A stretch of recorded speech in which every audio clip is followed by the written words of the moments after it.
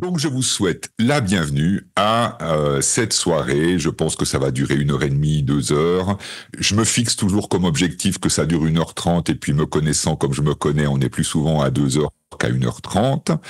Et donc, l'objectif de cette soirée, c'est à la fois de découvrir concrètement d'où vient le manque de confiance, pourquoi on peut avoir un manque de confiance, et surtout, la question la plus importante pour moi, c'est comment est-ce que l'on peut développer cette confiance, et surtout comment l'état hypnotique, l'hypnose peut aider à développer cette confiance.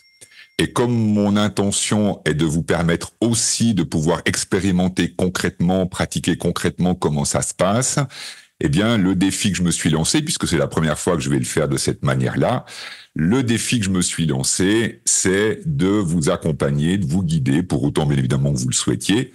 Donc rien ne vous oblige à m'écouter, mais en tout cas, si vous souhaitez expérimenter, eh bien, l'idée, c'est que vous puissiez l'expérimenter une première fois, en tout cas à distance pour ceux qui ne l'avaient jamais expérimenté, de manière à ce que vous découvriez concrètement comment l'hypnose fonctionne. Et parfois, on a des idées préconçues, on a des représentations particulières, soit par rapport à ce qu'on a pu voir à la télévision, ou soit parce qu'on a pu lire des livres ou des personnes qui nous ont raconté des expériences ou un vécu, et de découvrir concrètement comment ça marche. Donc, je vais commencer par partager mon écran de manière à ce qu'on puisse parcourir le programme de cette soirée. Donc, comment développer sa confiance en soi avec l'hypnose.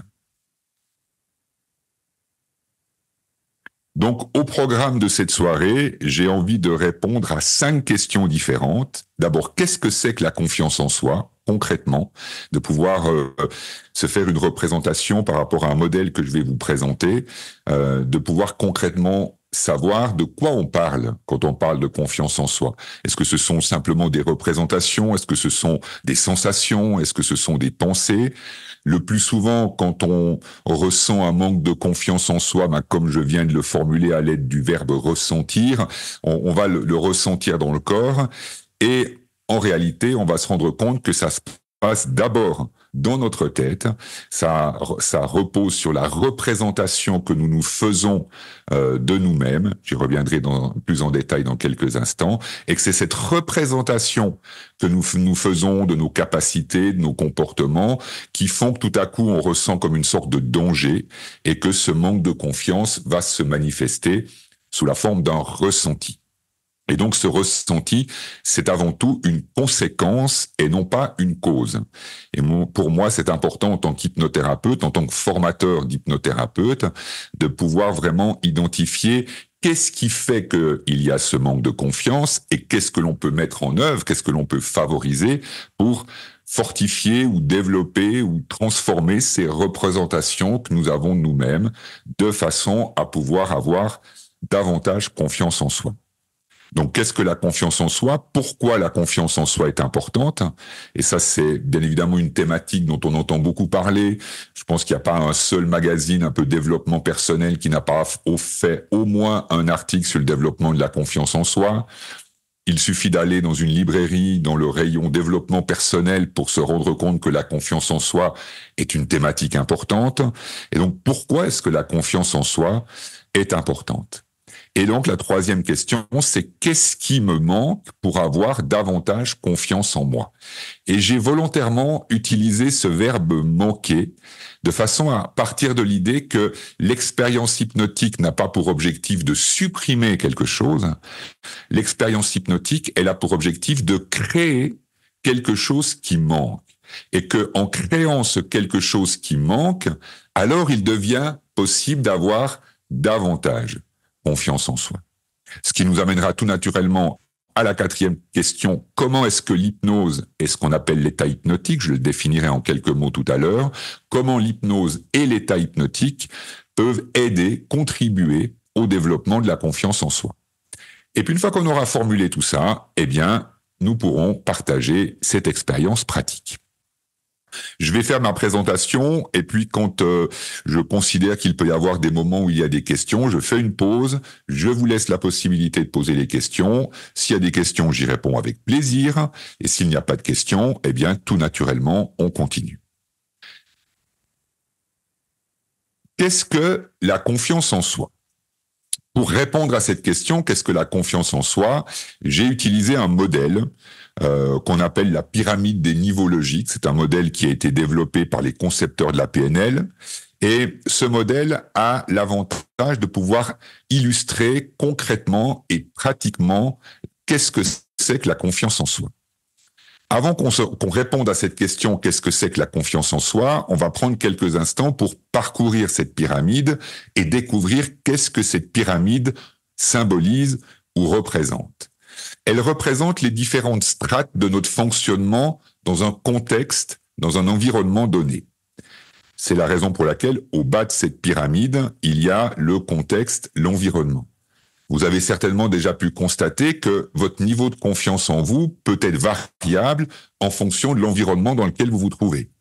Moi, ça m'arrive souvent de rencontrer des personnes en consultation et puis quand elles viennent me voir pour des problématiques de confiance en soi et que je les questionne et que je cherche à comprendre comment elles vivent cette problématique, comment ça se manifeste concrètement dans leur vie, dans leur quotidien, eh bien, je peux parfois découvrir que dans l'environnement familial, tout se passe bien. Elles ont parfaitement confiance en elles. Alors que quand elles sortent de la maison et qu'elles se retrouvent dans un contexte professionnel ou associatif, elles sont plus dans l'environnement quelque part protecteur et sécurisant de la maison et de la famille, eh bien le fait de changer d'environnement, le fait de changer de contexte va activer en quelque sorte ce manque de confiance en soi. Raison pour laquelle, au bas de cette pyramide, il y a ce contexte, cet environnement qui joue un rôle important, parce qu'on se rend bien compte qu'on ne fonctionne pas, on ne réfléchit pas, on ne pense pas, on ne ressent pas, on n'agit pas de la même manière en fonction des différents environnements et des différents contextes dans lesquels on évolue. Dans ces différents environnements et dans ces différents contextes, eh bien, on va avoir des actions. On va se déplacer, on va marcher, on va travailler, on va dormir.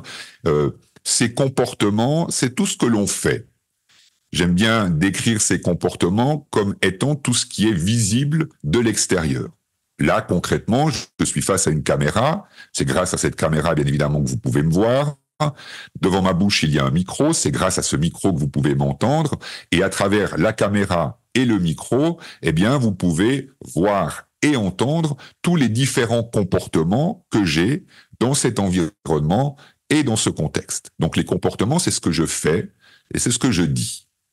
Et ces différents comportements, je peux les avoir parce que j'ai un jour, plus ou moins volontairement ou intuitivement, j'ai un jour développé les capacités, appris les capacités qui me permettent de manifester ce comportement.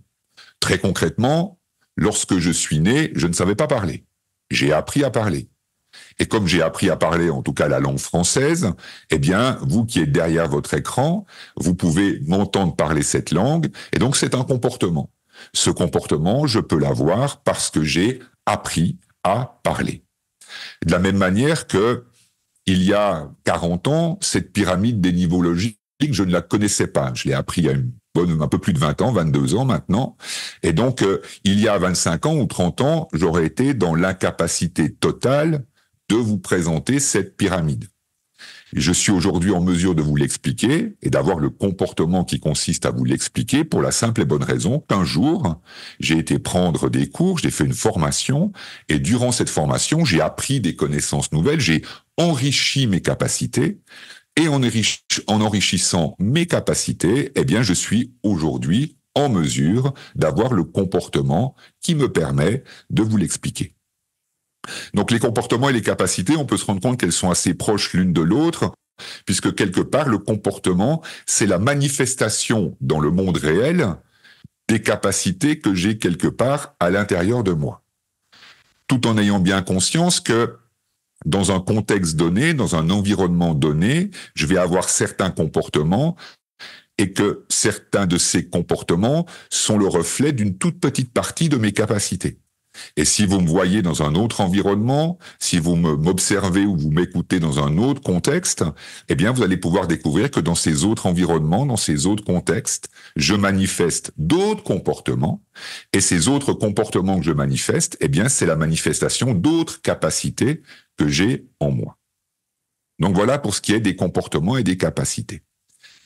Là où la confiance en soi va jouer un rôle important, c'est quand on arrive au niveau supérieur.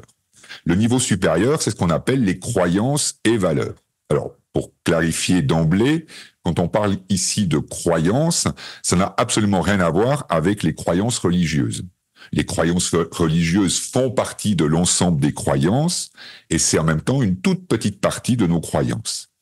Les croyances, c'est ce que je crois à propos de moi-même, ce que je crois à propos du monde, ce que je crois à propos du lien ou des attentes que le monde peut avoir vis-à-vis de moi.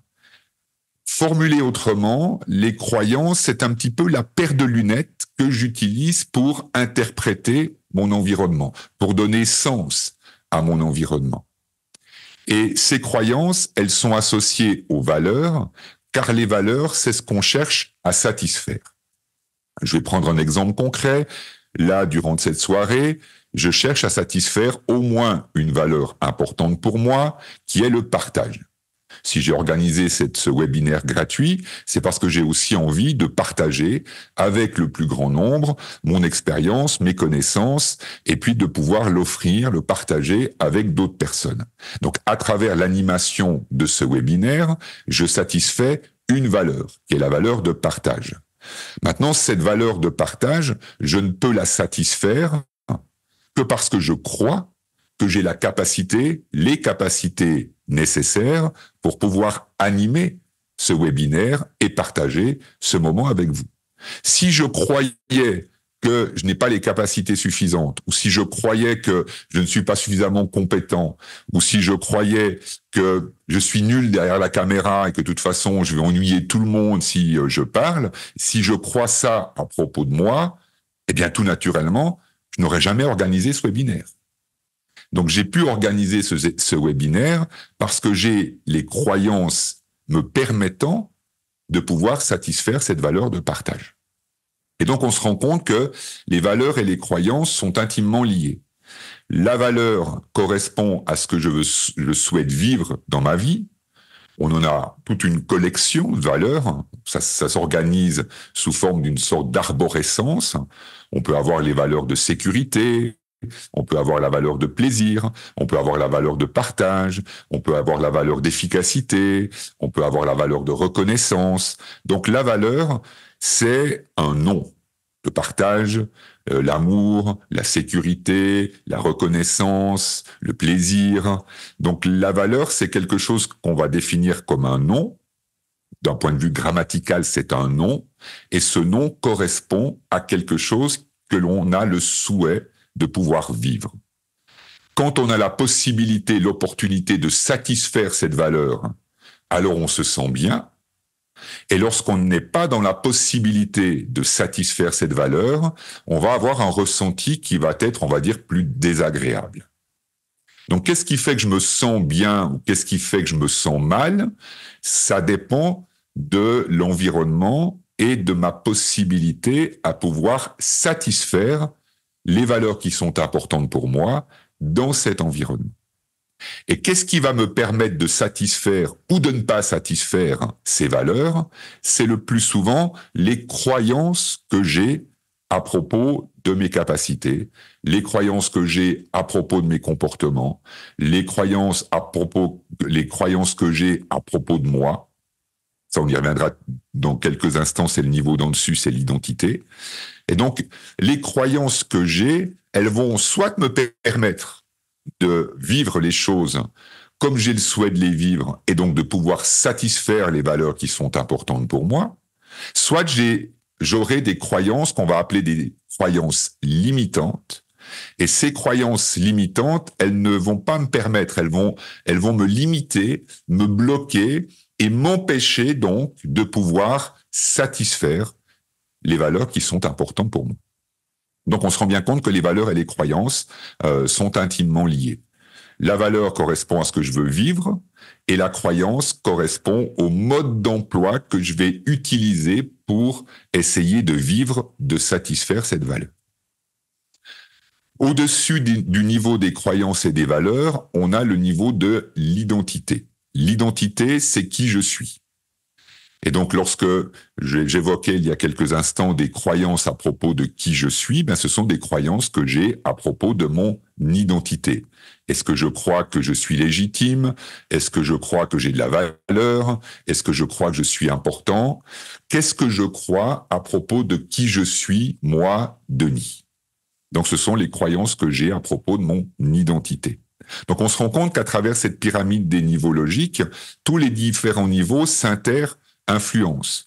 Le niveau des croyances et des valeurs concerne autant les deux niveaux en dessous, donc le niveau des capacités et des comportements, que ce niveau des croyances et des valeurs concerne aussi le niveau du dessus, le niveau de l'identité. Donc mes croyances, elles sont en relation avec mes comportements, ou elles sont en relation avec mes capacités, ou elles sont en relation avec mon identité. Je vais également avoir des croyances à propos de l'environnement, du contexte. On va se rendre compte que ces croyances à propos de l'environnement, elles peuvent elles aussi jouer un rôle déterminant dans mon niveau de confiance. Si je crois par exemple que l'environnement est dangereux, et que les personnes que je croise ou les personnes avec qui je travaille ou les personnes avec qui je vis sont des personnes qui me testent et qui m'évaluent et que je dois constamment être à la hauteur des attentes ou des exigences de l'environnement, eh bien, je me rends bien compte que cette paire de lunettes, ces croyances que j'utilise pour donner sens, pour interpréter, pour percevoir l'environnement extérieur, eh bien, ces croyances, elles vont considérablement influencer mes fonctionnements. Je ne pourrais pas, je ne pense pas en tout cas, je ne pourrais pas animer un webinaire comme celui-là si je croyais que vous n'avez qu'une seule envie, c'est de me dévaloriser, de me critiquer, de me juger et de dire que ce que je fais est nul. Si je croyais ça à propos de vous, ben, j'aurais trop peur. Et du coup, je n'aurais jamais organisé un tel webinaire. Donc, on se rend compte que ces croyances, elles sont extrêmement importantes et ce sont elles, quelque part, qui vont définir comme modeler ce que l'on peut faire ou ce que l'on s'interdit de faire ou ce que l'on ne se donne pas la possibilité de faire. Non pas parce qu'on n'a pas envie de le faire, mais parce qu'on a des croyances qui nous amènent à avoir peur de certaines situations. Le plus souvent, ces croyances, elles vont déclencher en nous une émotion. Et l'émotion qui va nous limiter ou nous bloquer, c'est la peur. Si j'ai peur d'être jugé, si j'ai peur d'être critiqué, c'est parce que je crois que vous pouvez me juger. Si j'ai peur d'être critiqué, c'est parce que je crois que vous pouvez me critiquer. Je peux avoir peur d'être critiqué parce que je crois que je n'ai pas les compétences suffisantes pour faire ce que je fais. Et si je crois que je n'ai pas les compétences suffisantes pour faire ce que je fais, alors du coup, vous allez me critiquer. Donc, cette peur de la critique, c'est la conséquence de l'interprétation du sens que je donne à ce que je vis, à mon environnement et à moi-même. Et ce sens dépend de nos croyances. Et le niveau qui se trouve tout en haut de la pyramide, c'est ce qu'on appelle le niveau transpersonnel, et qu'on appelle aussi parfois, vous avez peut-être pu le lire si vous avez déjà lu certains bouquins sur le développement personnel et qu'ils ont utilisé cette pyramide, parfois il est utilisé le terme de spirituel. Personnellement, je préfère le terme de transpersonnel, car souvent le terme de spirituel est très vite associé à la notion de religion, alors qu'en réalité, d'un point de vue étymologique, le mot spirituel est un mot qui symbolise simplement ce qui est en lien avec l'esprit et à quelque chose de plus vaste. Et donc, je préfère utiliser le mot de transpersonnel. Et ce niveau transpersonnel, eh bien, il correspond à tout ce qui est au-delà de moi et auquel je me sens relié d'une manière ou d'une autre. La famille fait partie du transpersonnel. Si je me sens relié à mes enfants ou je me sens relié à ma famille et que c'est important pour moi de contribuer à l'équilibre ou de contribuer au bien-être ou de contribuer à la santé de ma famille, eh bien, à ce moment-là, la famille fait partie de l'ordre du transpersonnel. Et là, encore une fois, j'aurai des croyances à propos de ce transpersonnel. Et ce sont les croyances que j'ai à propos de ce niveau transpersonnels qui font que je vais faire certaines choses ou que je ne vais pas faire certaines choses. Donc on se rend compte que ce niveau intermédiaire des croyances et des valeurs, il est déterminant parce que c'est le niveau des croyances qui définit, qui influence, qui détermine quelle perception j'ai du transpersonnel, quelle perception j'ai de qui je suis, de mon identité, quelle perception j'ai de mes capacités, quelle perception j'ai de mes comportements, et quelle perception j'ai de l'environnement ou des environnements dans lesquels j'évolue. Donc ça, c'est pour décrire en quelques mots cette pyramide. Et j'ai donc ajouté à cette pyramide des flèches pour bien distinguer, parce que parfois il y a une forme de confusion, distinguer qu'est-ce que la confiance en soi et qu'est-ce que l'estime de soi, parce que ce sont deux choses différentes. Dans les deux cas, ce sont des croyances, sauf qu'on va parler de confiance en soi lorsqu'on va évoquer les croyances que nous avons à propos de nos capacités, de nos comportements. Et donc, par extension aussi, aux environnements. Alors que l'on va parler d'estime de soi lorsque on évoque les croyances que j'ai à propos de qui je suis. Moi, ça m'est déjà arrivé à plusieurs reprises en séance de rencontrer des personnes qui ont une totale et pleine confiance en eux et qui ont en même temps une très mauvaise estime d'elles-mêmes.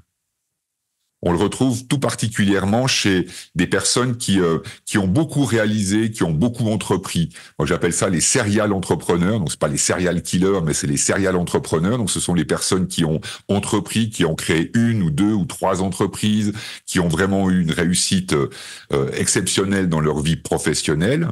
Et puis, je les rencontre le plus souvent quand, après avoir vécu une vie très intense, avoir beaucoup entrepris, avoir vécu des stress aussi extrêmement importants, malheureusement, ces personnes, parfois, elles peuvent rencontrer des soucis de santé, et du fait des soucis de santé qu'elles peuvent rencontrer, elles ne sont plus en mesure de pouvoir faire le job qu'elles faisaient. Quand je les questionne à propos de la confiance qu'elles ont sur leurs capacités et leur comportement, elles ont une totale confiance en elles. Si elles devaient aujourd'hui créer une entreprise supplémentaire, elles n'auraient aucun doute d'être capables de réaliser ce job. Et quand je les questionne à propos de qui elles sont, de leurs valeurs en tant qu'êtres humains, indépendamment de leurs capacités et de leur comportement, eh bien là, je me rends compte qu'il y a comme une forme de grand vide, ou en tout cas quelque chose d'extrêmement fragile, ce qui fait aussi qu'elles vivent de manière très très douloureuse le fait de ne plus pouvoir être actives. Parce que pour elles, elles existent à travers le fait de faire. Elles existent, elles ont une place, elles ont une légitimité à travers le fait d'entreprendre, de réaliser des choses. Et elles ont une totale confiance dans leur capacité à entreprendre, à faire, à réaliser des choses. Malheureusement, quand je questionne les croyances qu'elles ont à propos de leur identité, eh bien, je découvre que ces croyances, elles sont le plus souvent limitantes. Et c'est ce qui les a d'ailleurs amenées à devenir quelque part hyper entreprenants. C'est pour essayer de compenser cette estime qu'elles ont d'elles-mêmes, qui est un peu fragile ou défaillante. Donc on constate à travers cet exemple que l'estime de soi et la confiance en soi, elles ont quelque chose de différent.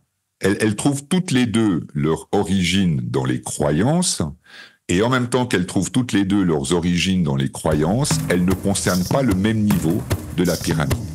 L'estime de soi, ce sont les croyances que j'ai à propos de qui je suis, et la confiance en soi, ce sont les croyances que j'ai à propos de mes capacités, de mes comportements et de ce que je peux faire dans les différents environnements ou dans les différents contextes de mon quotidien. Donc dès le moment où on veut chercher à comprendre la confiance en soi et surtout qu'est-ce qui manque, puisque ça a été une des questions sur lesquelles je reviendrai dans quelques instants, qu'est-ce qui me manque pour pouvoir avoir davantage confiance en moi? Eh bien, il me manque des croyances positives. Je préfère utiliser le terme de croyances ressources, parce que souvent positif, négatif. Moi, je préfère parler de croyances limitantes quand c'est une croyance qui va me limiter dans ma capacité à pouvoir réaliser ce qui a de l'importance pour moi. Et je vais parler de croyances ressources lorsque j'évoque des croyances qui me donnent la possibilité de pouvoir entreprendre ou de pouvoir rencontrer des personnes ou de pouvoir être seul ou de pouvoir être bien avec moi-même. Voilà, ce sont des croyances qui sont ressources parce qu'elle me donne la possibilité de pouvoir vivre ce qui a de l'importance pour moi.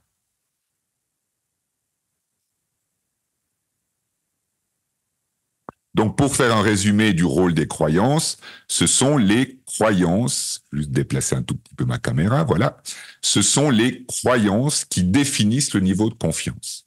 Donc, si on veut comprendre et surtout faire grandir notre confiance en soi, il est important d'identifier quelles sont les croyances qui me limitent et quelles sont les croyances que j'ai besoin de créer, d'apprendre, de manière à pouvoir avoir plus de possibilités, plus de liberté, à pouvoir vivre ce que j'ai envie de vivre. Les croyances, comme je l'ai évoqué il y a quelques instants, c'est comme une paire de lunettes. Je ne vois pas la réalité telle qu'elle est. Je ne me vois pas tel que je suis. Je me vois à travers ce qu'on appelle aussi parfois des filtres. Et ces croyances, c'est les éléments qui constituent ces filtres. C'est à travers ces filtres que je me vois moi-même. C'est à travers ces filtres que j'évalue ou j'interprète mes compétences ou mes capacités. C'est à travers ces filtres que je vois les autres et les attentes que les autres peuvent avoir vis-à-vis de moi. Donc ce sont des filtres, une paire de lunettes, et ces croyances, elles vont donc naturellement déterminer mes réactions et donc mes émotions par rapport à moi-même et aux autres. Comment est-ce que ces croyances se créent? C'est assez varié.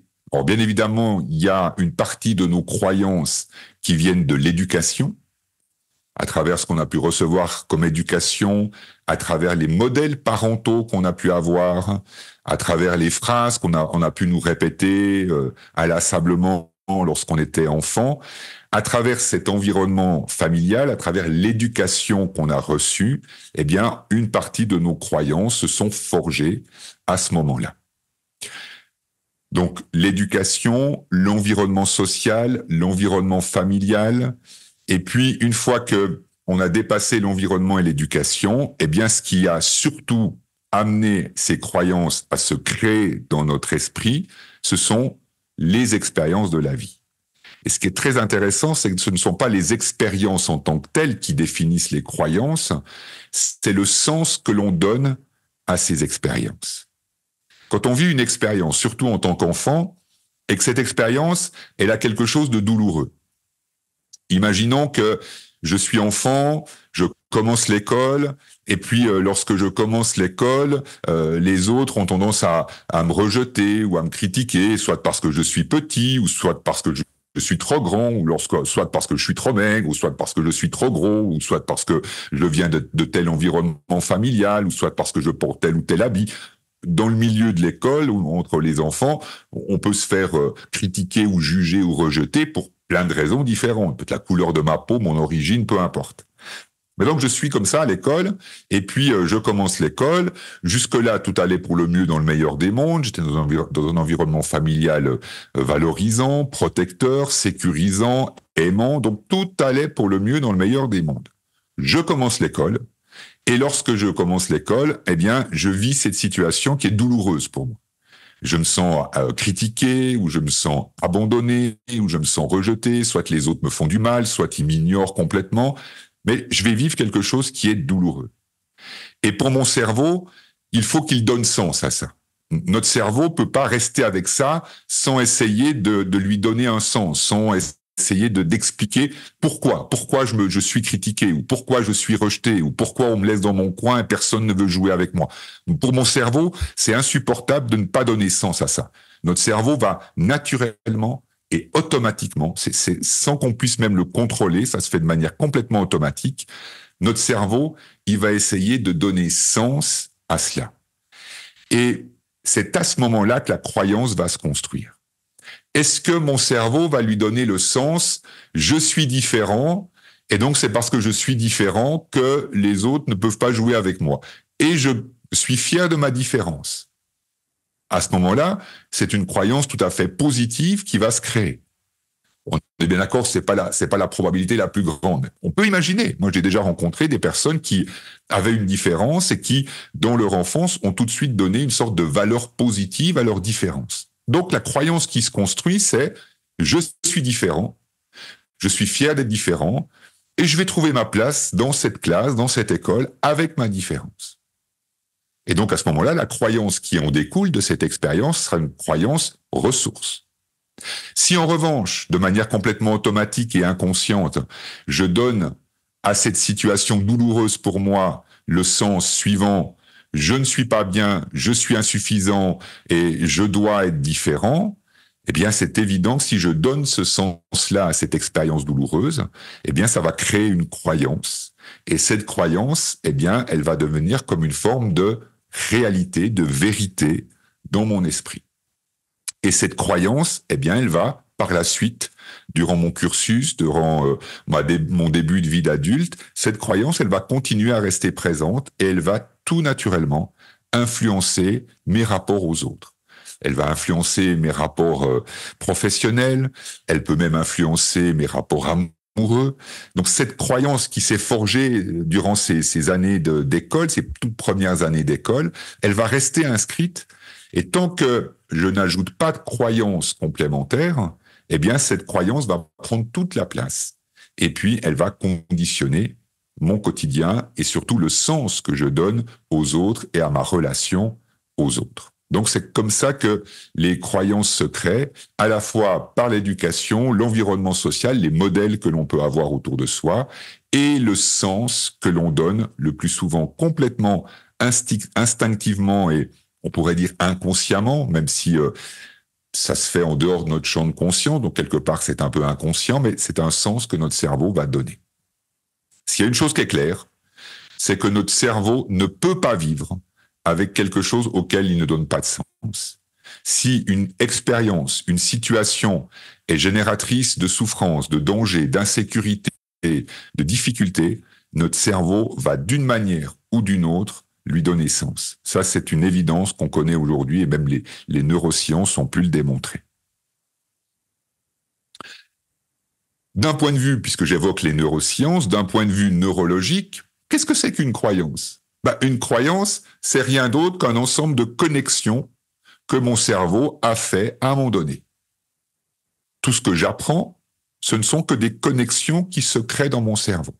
Donc quand j'apprends à donner un sens particulier à une situation, parce que je donne ce sens-là à cette situation et je crois que je suis pas assez, ou je suis trop, ou que je suis pas aimé, ou que je ne suis pas, que j'ai pas ma place, je suis en trop. Si je crois ça, c'est tout simplement parce que mon cerveau, à une certaine période de ma vie, dans une situation particulière, il a créé ces connexions. Neurologiquement, une croyance, ce ne sont que des connexions neurologiques. Il y a une bonne et une mauvaise nouvelle. La mauvaise nouvelle, et ça a été mis en évidence de façon très claire depuis une quinzaine d'années par les neurosciences, notre cerveau n'est pas conçu pour effacer. Ça, c'est une réalité absolue. On sait aujourd'hui que de vouloir effacer une croyance, de vouloir enlever une croyance, de vouloir supprimer une croyance, c'est le meilleur moyen d'échouer. Et ça, c'est pas simplement le fruit de l'expérience, c'est que neurologiquement, on a pu démontrer que le cerveau, dans son fonctionnement neurobiologique de base, notre cerveau, il est conçu pour mémoriser. Il n'est pas conçu pour effacer ou oublier. Il peut parfois effacer, mais en réalité, il n'efface pas, il oublie. Il perd les clés d'accès. L'information, elle reste stockée dans le cerveau, ce sont juste les clés d'accès qu'on va perdre. Et ce qui est certain, et ça, encore une fois, les neurosciences sont clairement pu le mettre en évidence. Ce qui est certain, c'est que notre cerveau, il peut oublier, on va dire, les expériences positives.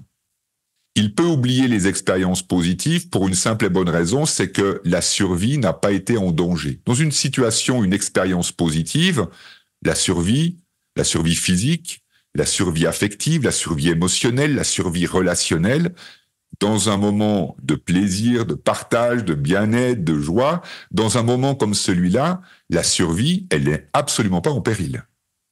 Et donc, notre cerveau, il va mémoriser cette expérience, mais il ne va pas nécessairement la mémoriser de manière très puissante et très forte, parce que pour lui, il n'y a pas de réel intérêt à s'en souvenir. L'intérêt pour notre cerveau, c'est de se souvenir de ce qui nous a fait souffrir pour nous en protéger dans le futur. La mission du cerveau, elle est unique. La mission de notre cerveau, fondamentalement, indépendamment de notre éducation, de notre vécu, des expériences qu'on a pu vivre, de l'éducation qu'on a pu recevoir, chez tout être humain, la fonction fondamentale, la mission fondamentale du cerveau, c'est d'assurer la survie. C'est clair, net et sans aucune ambiguïté. Et donc, comme la mission fondamentale de notre cerveau, c'est d'assurer la survie, eh bien, notre cerveau, il va tout faire pour se souvenir des situations où notre survie a pu être en danger. Et quand je parle de survie, je ne parle pas que de la survie physique. Il y a la survie physique, bien évidemment, et il y a aussi la survie émotionnelle, la survie relationnelle, la survie affective. Donc, ce sont différents types de survie que notre cerveau va chercher à assurer envers et contre tout. Raison pour laquelle notre cerveau, il est capable de se souvenir très très facilement sans qu'on ait besoin de faire d'efforts des situations qui ont pu nous mettre en danger, alors que les situations qui nous ont rendus heureux ou joyeux, eh bien, on va beaucoup moins facilement s'en souvenir, on peut même, entre guillemets, l'oublier, tout simplement parce que pour notre cerveau, il n'y a pas d'intérêt particulier à s'en souvenir. Donc, viser, avoir comme but de dire « Ah, mais je crois que je suis pas suffisant, ou je crois que je suis nul, ou je crois que j'ai pas de valeur », et puis partir avec l'idée que je vais effacer cette croyance, je peux vous assurer que c'est le meilleur moyen d'échouer et de vous rendre compte que rien ne change. Si vous souhaitez réellement vivre un changement, eh bien, le moyen le plus efficace, c'est de réfléchir en termes de qu'est-ce qui manque, quelle est la croyance complémentaire, la croyance ressource qui viendra compléter la croyance limitante. L'exemple que je donne très souvent en formation, et je sais que ce soir vous êtes plusieurs à être en train de suivre, voire vous avez suivi la formation avec moi, donc vous allez reconnaître très vite cet exemple. L'exemple que je donne très souvent en formation, c'est l'exemple de l'obscurité, de la lumière. Si j'ai une pièce qui est remplie d'obscurité, est-ce que je peux enlever l'obscurité? Est-ce qu'il existe un aspirateur à nuit? Est-ce qu'il existe un moyen d'enlever, vraiment de l'enlever, enlever l'obscurité? Est-ce qu'il existe un moyen? Non. Le seul moyen pour que l'obscurité ne nous limite plus, c'est d'allumer la lumière. C'est d'ajouter la lumière dans l'obscurité. Et là, typiquement, je suis face à la caméra, j'ai deux sources de lumière ici sur ma gauche et sur ma droite, et derrière moi, il y a une zone qui n'est pas complètement dans l'obscurité, mais elle est bien sombre. Alors que vous me voyez dans la lumière. Vous me voyez dans la lumière tout simplement parce qu'il y a ces deux spots lumineux qui m'éclairent, alors que le reste de la pièce est beaucoup plus dans l'obscurité.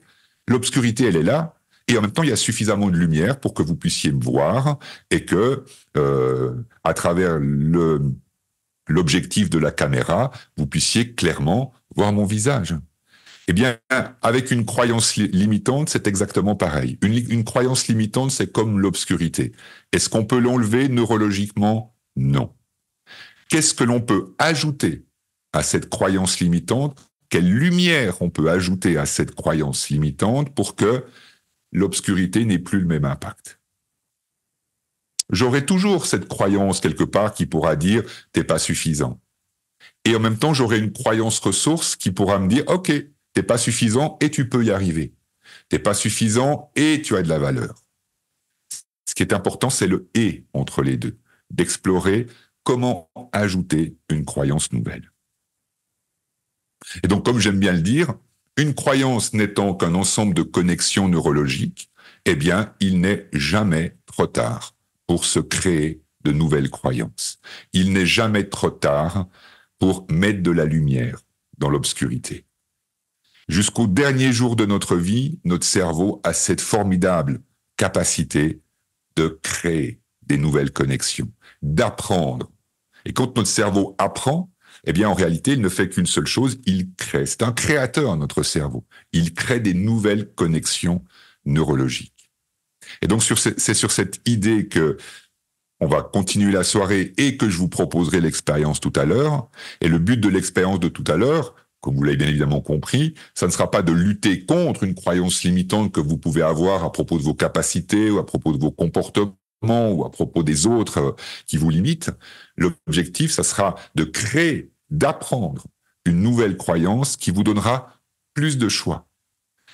Lorsque je marche dans une pièce complètement obscure, je ne vois rien, et là, je suis en danger, je suis obligé de marcher tout doucement, voire même je tâtonne, et pire, je peux m'encoubler, tomber.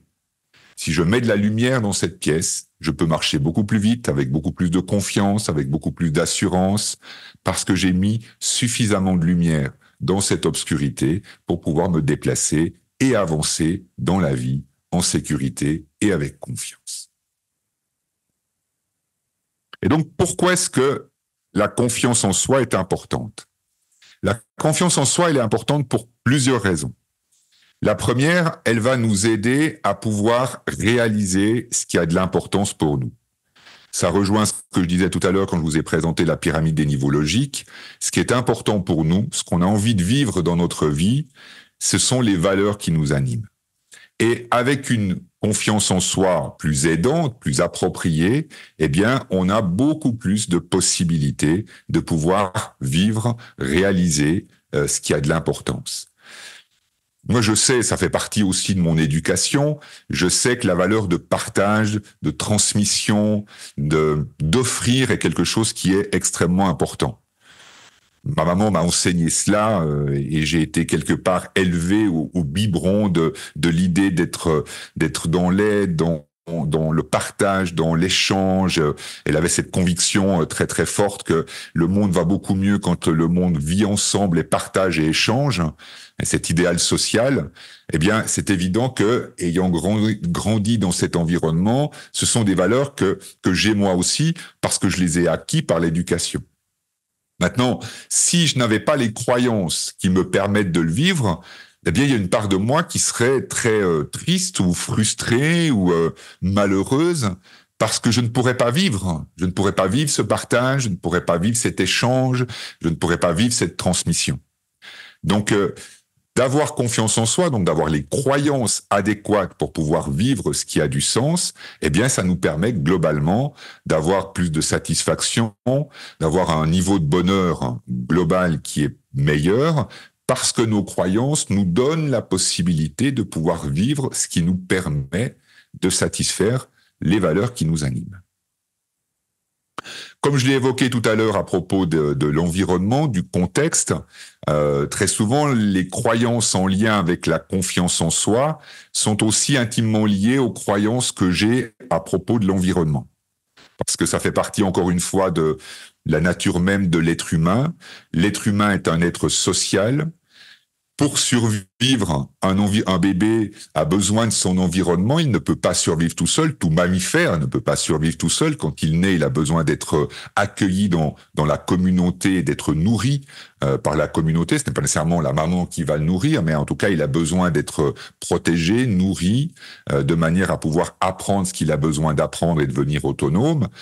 Et quand on compare le mammifère humain que nous sommes avec les autres mammifères que nous pouvons connaître, eh bien, on se rend compte que le mammifère humain est celui qui a le besoin du plus grand nombre d'années de manière à pouvoir atteindre son autonomie. Donc, ça fait partie de ce qui est une réalité intérieure, neurobiologique. Nous avons besoin des autres, nous avons besoin de l'environnement pour survivre. Et c'est évident que, eh bien, ces croyances à propos de moi et ces croyances à propos des autres, elles vont influencer la manière dont je tisse des relations sociales. Et donc, si j'ai des croyances qui me limitent, eh bien, j'aurai probablement plus de difficultés à aller à la rencontre des autres, j'aurai plus de difficultés à faire confiance en les autres, j'aurai plus de difficultés à construire, à bâtir une relation qui soit équilibrée, parce que malheureusement, j'ai ces croyances qui me limitent. Un autre aspect qui est important, c'est que la confiance en soi, elle influence, comme je l'ai dit tout à l'heure, la perception que nous avons de nos capacités, de nos comportements. Ces capacités, ces comportements, c'est ce que l'on va utiliser pour traverser les imprévus et les inconnus du quotidien. Nous savons tous que la vie est assez imprévisible, alors on essaye de l'anticiper, on essaye de faire des plans, on a des projets, on planifie, heureusement. Et en même temps qu'on peut planifier, anticiper, avoir des projets, on sait tous que la vie a quelque chose de complètement imprévisible et elle peut nous réserver des surprises qu'on n'a pas le souhait de vivre et qu'en même temps, elle nous oblige à vivre. Et donc, si j'ai des croyances qui m'aident au niveau de mes capacités et de mes comportements, si j'ai confiance en moi, eh bien, je vais avoir davantage confiance dans ma capacité à pouvoir m'adapter aux imprévus, à pouvoir rebondir face aux imprévus.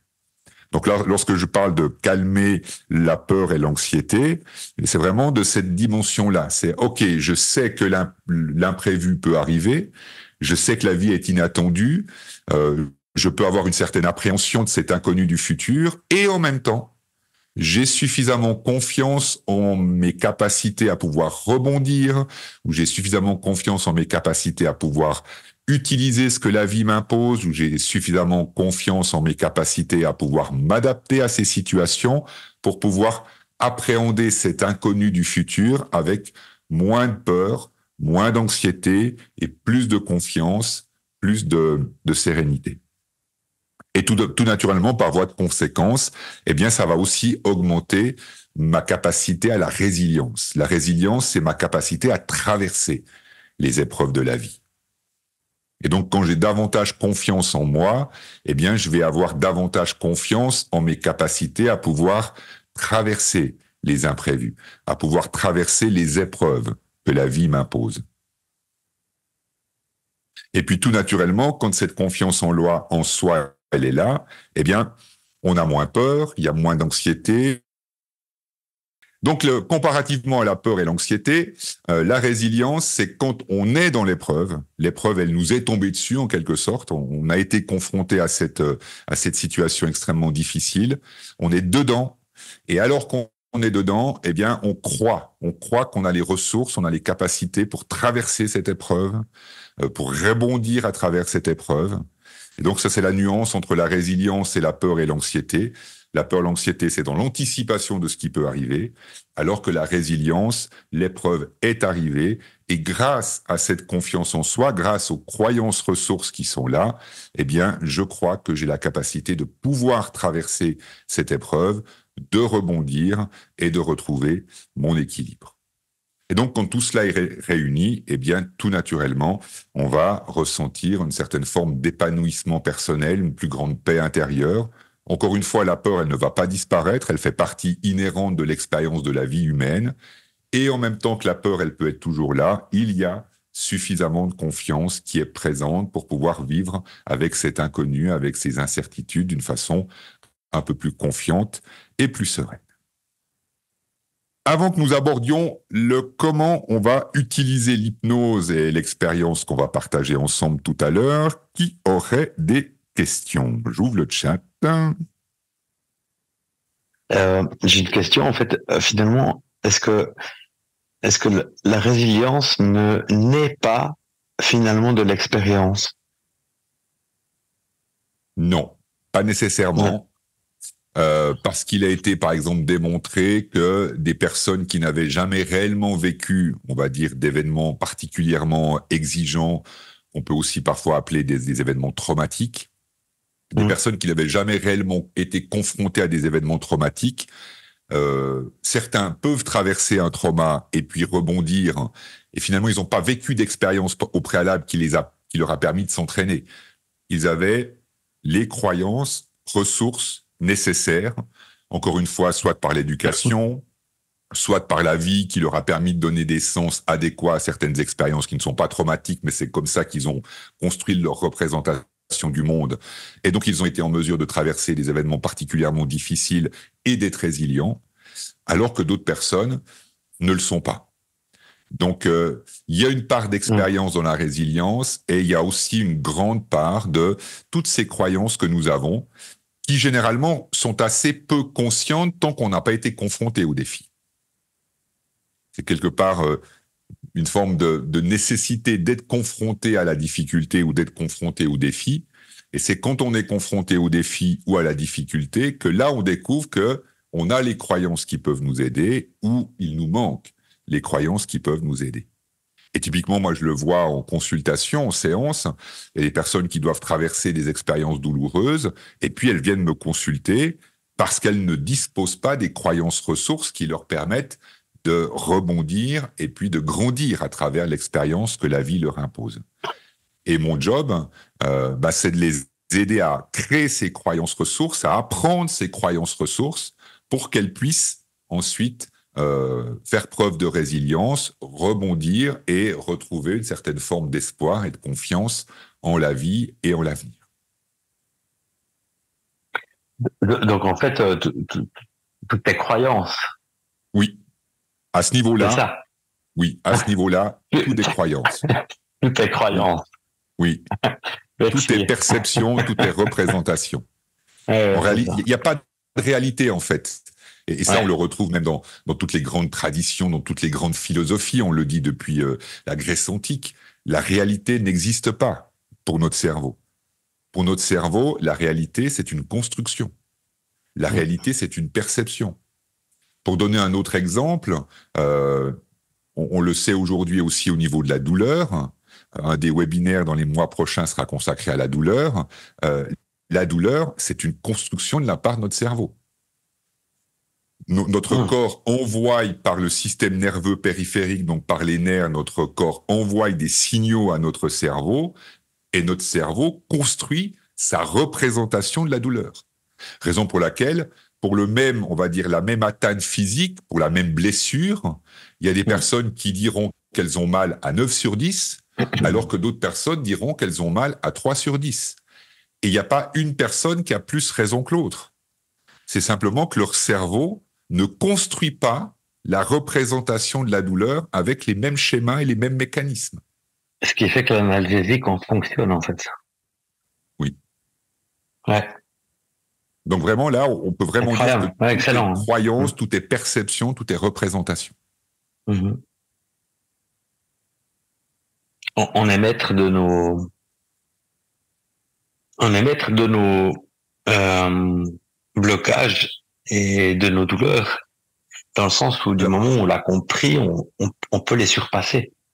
Alors, c'est là que moi, je dirais, et c'est la raison pour laquelle on va continuer, parce que sinon on pourrait s'arrêter là, c'est que à partir du moment où on a compris, on ne sait pas nécessairement comment créer les croyances ressources. Et c'est là, c'est la raison pour laquelle on va continuer, c'est là que l'hypnose apporte une plus-value et peut apporter une aide pertinente.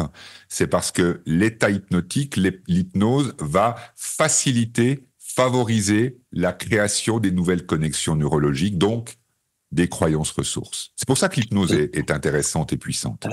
L'apprentissage. Mais il faut d'abord identifier qu'est-ce que le cerveau a besoin de créer. Merci. Merci. De façon à ce que l'expérience que je vais vous proposer tout à l'heure, dans laquelle je vais vous accompagner, vous guider, puisse être la plus bénéfique possible pour vous et que vous ayez aussi une idée un petit peu de comment on peut le faire en auto-hypnose, si vous souhaitez le faire en auto-hypnose ou comment ça fonctionne en consultation quand une personne vient me voir.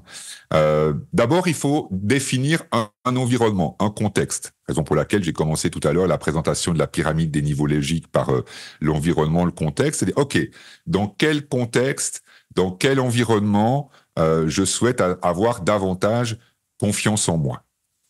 Si vous avez l'impression de manquer de confiance partout, ce qui peut parfois arriver, faites le choix de choisir un environnement, un contexte. En termes d'efficacité, ce sera beaucoup plus efficace. Votre cerveau aura beaucoup plus de facilité à créer la croyance ressource en étant associé à un contexte. Et ensuite, tout naturellement, votre cerveau, il va réaliser ce qu'on appelle une généralisation. L'exemple que j'aime bien donner, vous vous trouvez devant une porte d'immeuble ou peu importe une porte de voiture, peu importe la porte que vous rencontrez, vous vous trouvez devant une porte que vous n'avez jamais ouverte. Est-ce que vous vous posez la question de savoir comment s'ouvre cette porte? Non. Vous prenez la poignée et puis vous l'ouvrez comme vous avez appris à ouvrir toutes les autres portes. Et si cette porte ne s'ouvre pas comme vous anticipiez qu'elle s'ouvre, alors là, vous allez commencer à chercher à savoir comment elle s'ouvre. Donc notre cerveau, il a ce fonctionnement naturel. notre cerveau va naturellement généraliser un apprentissage. Et il va être beaucoup plus efficace pour apprendre initialement en étant associé à un environnement ou un contexte. Donc, de définir un environnement, voilà, de penser un environnement. Voilà, c'est au travail avec ce collègue-là, ou c'est avec cette personne-là, ou c'est dans les transports publics, ou c'est en allant dans le supermarché. De penser, d'identifier un environnement, un contexte où vous pouvez expérimenter, ressentir ce manque de confiance. Une fois que vous avez identifié l'environnement, le contexte, de vous remémorer une expérience plus ou moins récente où vous avez pu ressentir ce manque de confiance. Il y a pu y avoir cette peur ou cette appréhension ou ce stress, cette tension. Voilà, vous avez expérimenté, vous avez fait l'expérience de ce manque de confiance. Et quand vous vous remémorez ce moment dans ce contexte où vous avez manqué de confiance, qu'est-ce que vous vous êtes dit? Quelle a été la pensée à ce moment-là? Il y a des personnes qui ont des pensées sous forme de ce qu'on appelle des dialogues intérieurs, donc ils se parlent en se disant « je suis en danger » ou « il va m'arriver quelque chose » ou « les autres me regardent, qu'est-ce que j'ai fait? Est-ce que je suis mal habillé? Est-ce que j'ai une tache sur ma veste ?» Voilà, il y a des personnes qui pensent en termes de dialogue intérieur, et puis il y a d'autres personnes qui pensent de manière un peu plus visuelle ou un peu plus globale. Mais en tout cas, d'essayer d'identifier à quoi vous avez pensé à ce moment-là. Quelle pensée a traversé votre esprit lorsque vous êtes dans cet environnement, vous êtes dans ce contexte, et tout à coup vous expérimentez ce manque de confiance. Et à l'aide des pensées que vous avez pu avoir, d'essayer, si c'est à moitié juste ou même très imparfait, c'est pas plus important que ça. Ce qui est intéressant, c'est juste d'essayer de formuler la croyance limitante qui est associée à ces pensées. Voilà. Qu'est-ce que vous croyez? Quelle est la croyance qui est quelque part inscrite dans votre cerveau qui fait que vous pensez comme ça, qui fait que vous avez tout à coup cette hésitation, ce doute? Même si ça vous semble un peu alambiqué, vous n'êtes pas très sûr que c'est juste, vous vous posez beaucoup de questions quant au fait de savoir est-ce que c'est réellement cette croyance limitante-là, c'est très bien. Il n'y a pas besoin de la formuler de manière hyper précise et d'être certain que c'est la bonne croyance limitante. Ce qui est intéressant, c'est de partir de cette croyance limitante, de partir de cette phrase que vous avez qui représente ce que vous croyez à propos de vos capacités, ce que vous croyez à propos de vos comportements, ce que vous croyez à propos des autres, ce que vous croyez à propos de ce que vous devez faire dans cet environnement. Voilà, d'essayer de formuler cette croyance qui va générer ce blocage. Cette croyance qui va tout à coup vous amener à vous dire « Ah, je souffre encore de ce manque de confiance. » Et puis une fois que vous avez pu formuler très imparfaitement cette croyance limitante, de vous poser la question, et si il existait une croyance opposée, à quoi ça pourrait ressembler?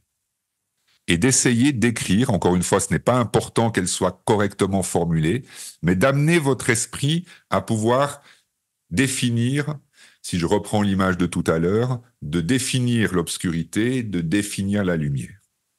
La croyance limitante, c'est l'obscurité, c'est ce qui fait que tout à coup, il y a quelque chose qui se bloque, qui se fige comme ça, et la croyance ressource, c'est la lumière. Et de les poser sur un papier.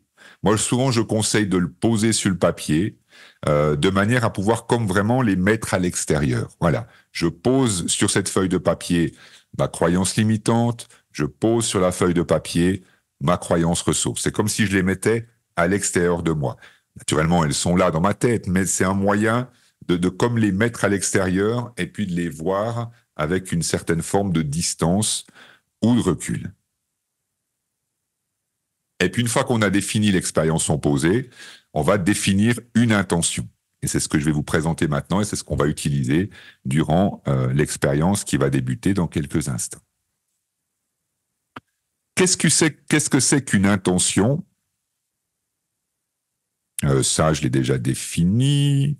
Donc, quitter la lutte contre pour aller vers la création de, je l'ai évoqué.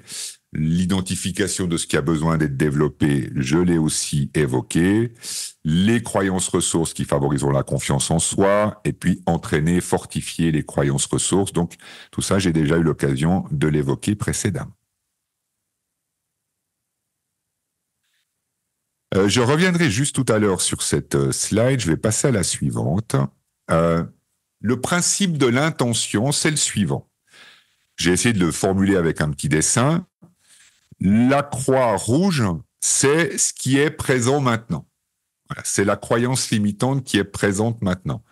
Je crois que j'ai fait faux, ou je crois que les autres vont me critiquer, ou je crois que les autres vont me juger, ou je crois que je vais me tromper. Voilà, c'est la croyance limitante qui fait que tout à coup, il y a ce manque de confiance en soi qui se manifeste. La croyance opposée, la croyance ressource, c'est le point D que j'ai ici illustré avec une croix jaune. C'est ce vers quoi vous avez envie d'aller. Et bien évidemment, vous savez vers quoi vous voulez aller, mais si vous n'avez pas encore réussi à y aller, c'est que quelque part, vous ne connaissez pas le chemin. Raisonnablement, rationnellement, vous ne connaissez pas le chemin à parcourir pour pouvoir rejoindre cette perception nouvelle, cette croyance nouvelle. Moi, ça, c'est quelque chose que je rencontre tous les jours en séance, des personnes qui me disent « Mais oui, je sais bien qu'il faut que j'arrête de penser ça, ou je sais bien qu'il faut que j'arrête de me flageller, ou je sais bien qu'il faut que j'arrête de me critiquer, je sais bien qu'il faut que j'arrête de le faire. Et en même temps, j'arrive pas. C'est comme si c'était plus fort que moi. Et c'est plus fort qu'eux parce que la lumière n'existe pas encore. La croyance ressource n'existe pas encore dans leur cerveau. Ils ont conscience de l'impact négatif de la croyance limitante, mais comme dans leur cerveau, la croyance ressource n'a pas encore été créée, c'est un petit peu comme une pièce qui n'a pas d'interrupteur. Potentiellement, il peut y avoir la lumière quelque part, mais tant qu'il n'y a pas d'interrupteur sur lequel presser pour allumer la lumière, eh bien, on ne pourra pas allumer la lumière, même si on sait que c'est bien d'allumer la lumière. Il faudrait allumer la lumière, mais j'ai pas l'interrupteur. Et donc, dans notre cerveau, c'est un peu pareil. La croyance ressource, c'est l'ensemble de connexions que notre cerveau va activer pour pouvoir mettre de la lumière dans l'obscurité. Et c'est ce que l'on va chercher à créer. L'expérience hypnotique va chercher à créer cette croyance ressource, elle va chercher à créer, à fabriquer quelque part cet interrupteur qui va permettre d'activer la croyance ressource. Et lorsque la croyance ressource peut être activée, alors naturellement, il y a quelque chose qui est beaucoup plus libre et qui est plus confiant que lorsqu'il n'y a que la croyance limitante. J'y reviens tout à l'heure. Alors, pour quelle bonne raison l'expérience hypnotique est une expérience qui peut aider? Eh bien, c'est encore une fois, c'est les neurosciences qui nous renseignent et qui nous permettent de valider cela. C'est qu'on sait que quand notre cerveau est dans l'état de conscience modifié, ce qu'on appelle aussi l'état hypnotique, la plasticité cérébrale va être augmentée. Ça veut dire quoi? Ça veut dire qu'à ce moment-là, notre cerveau va être capable de créer plus vite et plus facilement les nouvelles connexions qui permettront de construire, d'assembler les pièces du puzzle de cette croyance ressource. Donc c'est la raison pour laquelle l'état hypnotique est intéressant, non pas parce qu'il y a un côté magique, c'est le cerveau qui est formidable, et lorsque notre cerveau est dans l'état hypnotique, eh bien on a pu observer que dans l'état hypnotique, notre cerveau devient capable de créer beaucoup plus vite et plus facilement de nouvelles connexions neurologiques.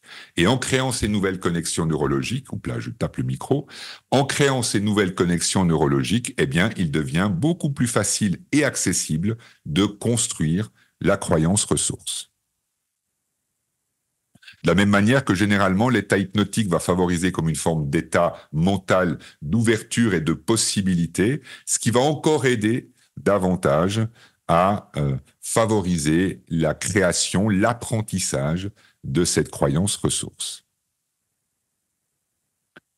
Donc, raison pour laquelle il peut être intéressant vraiment d'utiliser cet état, non pas parce que j'ai un pouvoir particulier ou parce que je vais dire des mots magiques, j'ai aucun pouvoir particulier. On va dire que la seule compétence que j'ai, la seule capacité que j'ai, c'est que j'ai appris à communiquer d'une manière spécifique qui va vous aider à entrer dans cet état hypnotique. C'est la seule chose que moi je sais faire. Et à partir du moment où vous êtes dans l'état hypnotique et que vous avez défini la croyance ressource, eh bien, c'est votre cerveau qui va travailler tout seul. Il ne va pas apprendre grâce à moi. Il va le faire tout simplement parce que c'est important pour vous d'apprendre à pouvoir créer cette croyance ressource. 3 points importants avant qu'on débute cette expérience. La première, c'est les 3 mythes qui existent à propos de l'hypnose et qui souvent empêchent des personnes de pouvoir bénéficier des bienfaits de l'hypnose.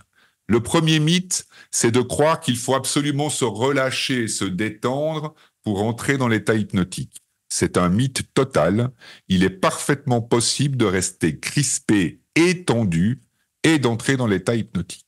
Donc, si vous vous rendez compte tout à l'heure dans l'expérience qu'il y a une tension qui est là dans votre épaule, ou qu'il y a une tension dans les jambes, ou qu'il y a une tension dans le dos, puis que vous essayez de la détendre parce que vous croyez qu'il faut absolument vous détendre pour entrer dans l'état hypnotique et que vous n'arrivez pas à relâcher cette tension, tout va bien.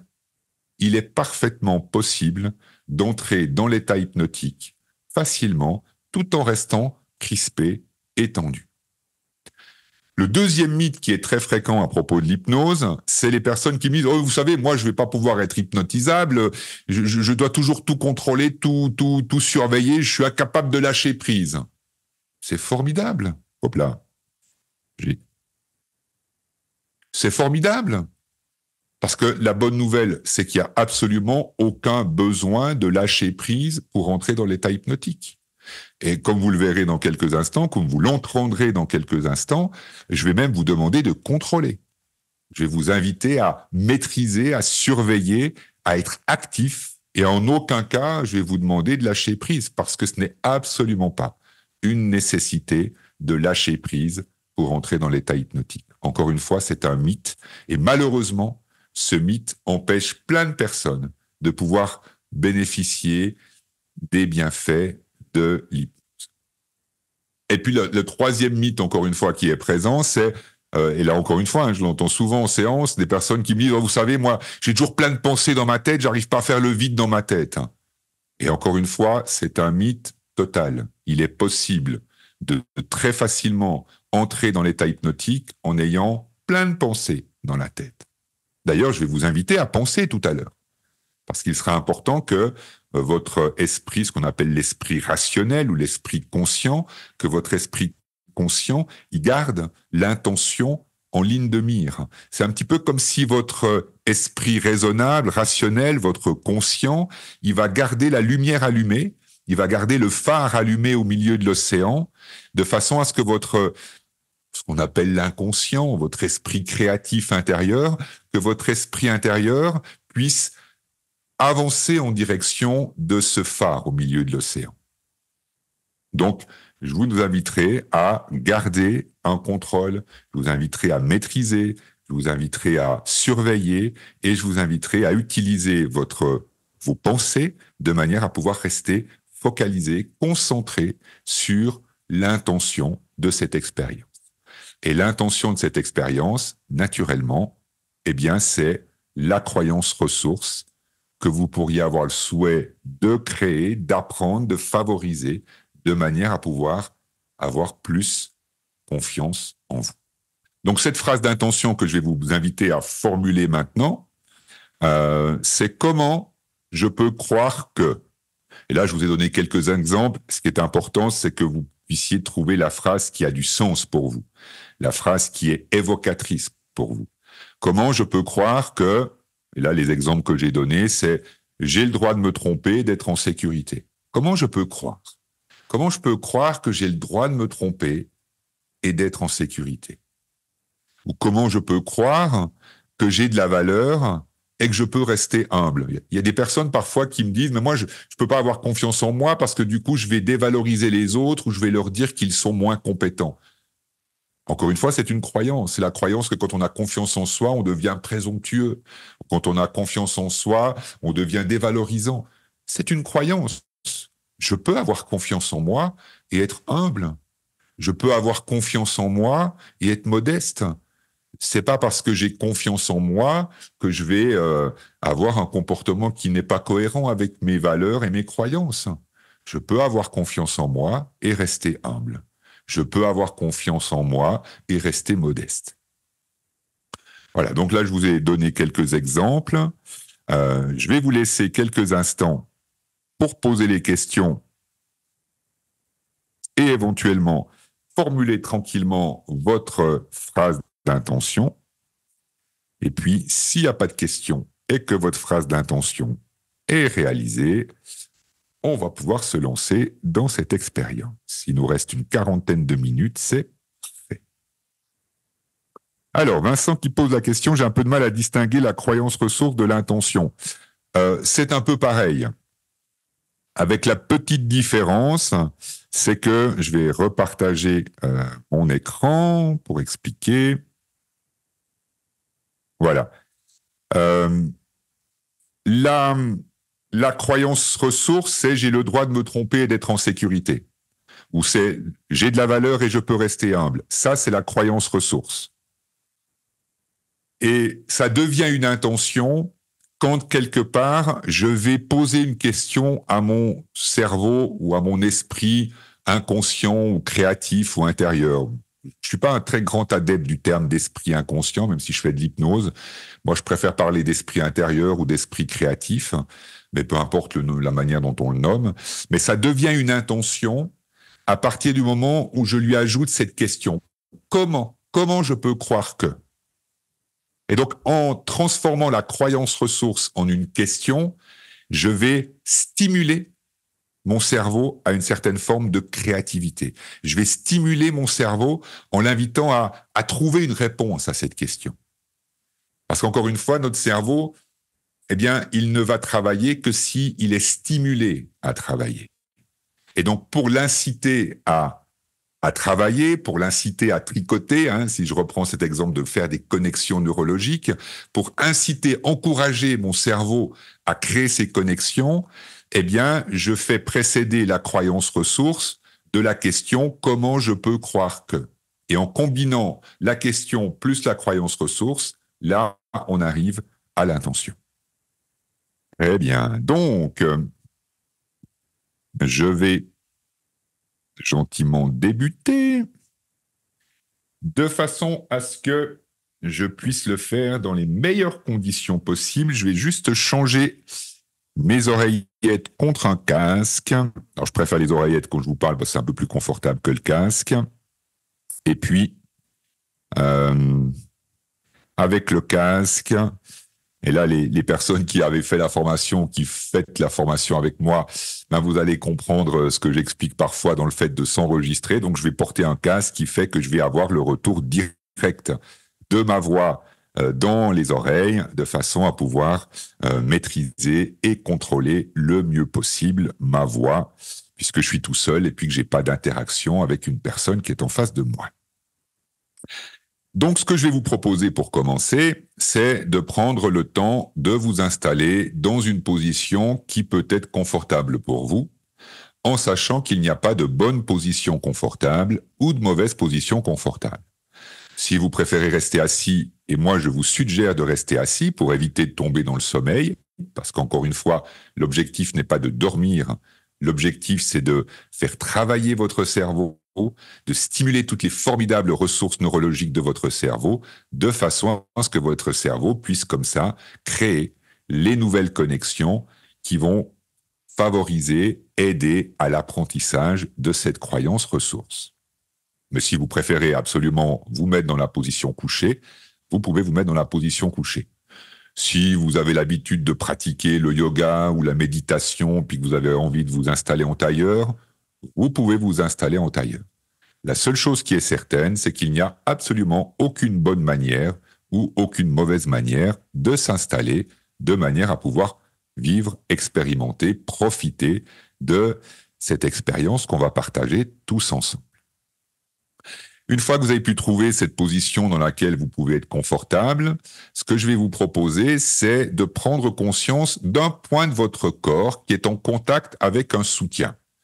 Comme je n'ai pas la moindre idée de savoir comment chacune et chacun d'entre vous vous êtes installé, je ne peux pas vous dire mettez votre attention dans votre pied ou mettez votre attention dans votre main ou mettez votre attention dans votre dos puisque je ne sais pas. comment vous êtes installé, et donc je ne peux pas savoir si vous avez votre pied qui est posé sur le sol, ou l'autre pied, ou si vous avez votre dos qui est appuyé contre le dossier de votre chaise ou de votre fauteuil.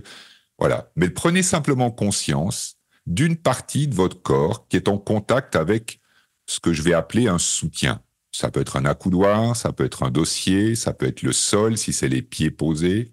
Vous pouvez très bien avoir une main qui est posée sur une jambe ou une main qui est posée sur un accoudoir. De prendre simplement conscience d'un point de contact de votre corps avec une autre partie. Si c'est votre main posée sur votre jambe, c'est très bien aussi. C'est la conscience de votre main qui est posée sur votre jambe. Et tout en gardant à l'esprit qu'il n'y a absolument aucun besoin de se relaxer ou de se relâcher pour bien profiter. Si vous observez qu'il y a des tensions, il y a des tensions et c'est très bien. De la même manière qu'il n'y a absolument aucun besoin de lâcher prise ou de faire le vide dans votre tête. Je vais d'ailleurs vous inviter plutôt à être actif et engagé dans cette expérience puisque l'objectif, c'est de stimuler, d'éveiller, d'encourager toutes les formidables ressources de votre cerveau de façon à ce que votre cerveau puisse être engagé, stimulé, favorisé dans la création, l'apprentissage de cette croyance ressource. Et une fois que vous avez pris conscience d'au moins un point du corps, je vais vous proposer une petite expérience qui consiste à simplement, volontairement et de façon tout à fait consciente, à augmenter la sensation de cette pression. Si vous avez un pied posé sur le sol, vous allez utiliser les muscles de votre jambe pour presser sur ce pied. Si vous avez votre dos appuyé contre le dossier d'un fauteuil ou d'une chaise, vous allez utiliser les muscles de vos abdominaux, de vos hanches pour presser. Il n'y a pas besoin de presser fort. Vous pouvez presser tout à fait légèrement et en même temps de pouvoir contrôler, maîtriser et d'utiliser la puissance et l'énergie des muscles de votre corps de manière à pouvoir augmenter cette sensation de pression. Si vous avez pris conscience de votre main qui est posée sur une jambe ou sur un accoudoir, eh bien, vous allez simplement utiliser, mobiliser les muscles de votre épaule, de votre bras, de votre avant-bras, de manière à pouvoir presser sur cette main. Peu importe la partie du corps que vous utilisez, de prendre une partie du corps et de l'utiliser pour augmenter la pression sur le support sur lequel cette partie de votre corps est posée. Et ce que je vais vous inviter à faire tout particulièrement, c'est à le faire de façon très lente et parfaitement maîtrisée et contrôlée. Et donc l'idée est la suivante, c'est que si maintenant je prends l'exemple de ma main qui est posée sur le bureau, j'ai ma main qui est posée sur le bureau, alors très lentement, très progressivement, tout en continuant à contrôler et à maîtriser, je vais mobiliser, contracter les muscles de mon bras, de mes épaules, de mon épaule, de manière à pouvoir sentir que je presse plus intensément ma main sur le bureau. Je n'ai pas besoin de presser fort, je peux simplement constater qu'en mobilisant, en activant les muscles de mon bras, alors tout naturellement, je sens ma main qui presse plus intensément sur le bureau. Je tiens quelques instants cette pression, et après avoir tenu cette pression durant quelques instants, tout en continuant à contrôler, je vais relâcher le plus lentement possible.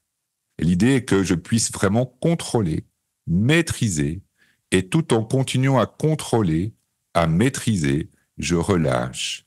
Je relâche progressivement la pression, tout en continuant à contrôler et à maîtriser. Vous allez certainement pouvoir observer qu'il y a des muscles qui se relâchent plus vite que d'autres. Il y a des muscles qui peuvent rester contractés. Encore une fois, c'est très très bien.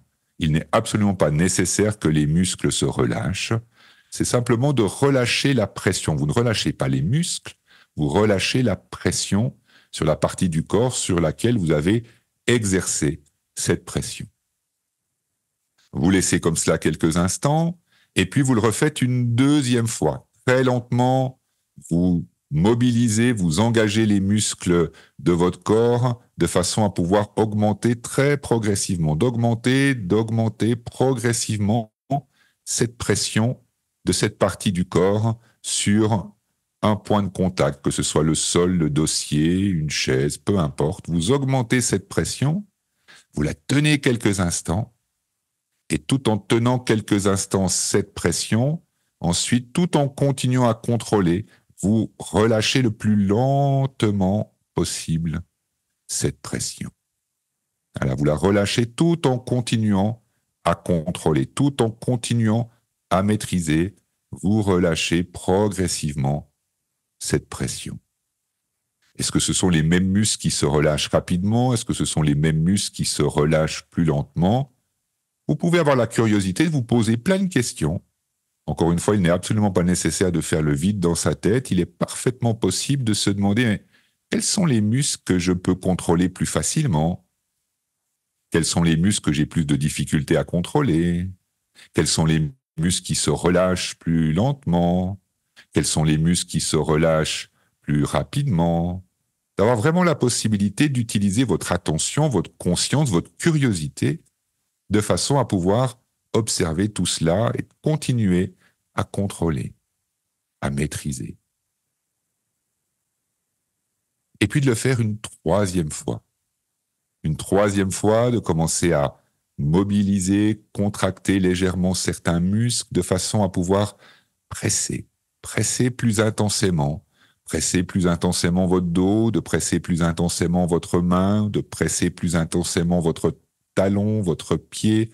Je ne sais pas quelle est la partie du corps que vous pouvez presser plus intensément, et en même temps, tout en continuant à contrôler et à maîtriser,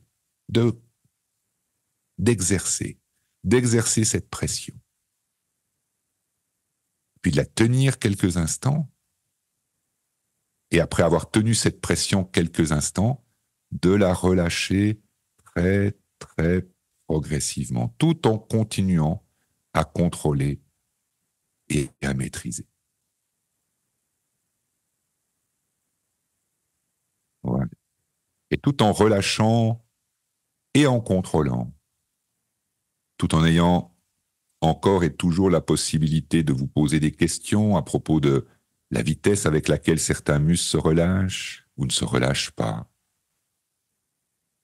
la facilité avec laquelle vous pouvez contrôler certaines parties, certains muscles, et la possibilité à contrôler d'autres muscles.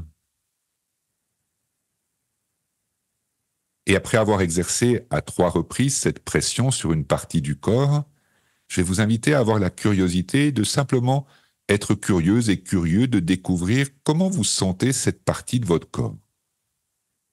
Et encore une fois, je n'ai pas la moindre idée de savoir si c'est plutôt le dos, la main, une jambe, un pied, peu importe.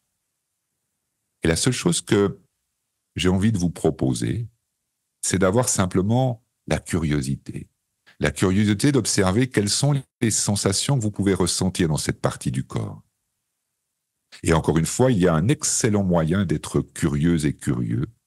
Et cet excellent moyen d'être curieuse et curieux, c'est de se poser des questions, d'utiliser sa curiosité, son esprit, sa conscience pour se poser des questions et se demander, mais comment est-ce que je sens cette partie de mon corps? Est-ce que je la sens plutôt fraîche? Est-ce que je la sens plutôt chaude? Est-ce que je la sens plutôt lourde? Est-ce que je la sens plutôt légère? Est-ce que je la sens plutôt sensible avec plein de sensations différentes à l'intérieur? Est-ce que je la sens plutôt engourdie? D'avoir vraiment cette possibilité, la possibilité de vous poser plein de questions différentes. Comme si vous aviez le souhait d'explorer profondément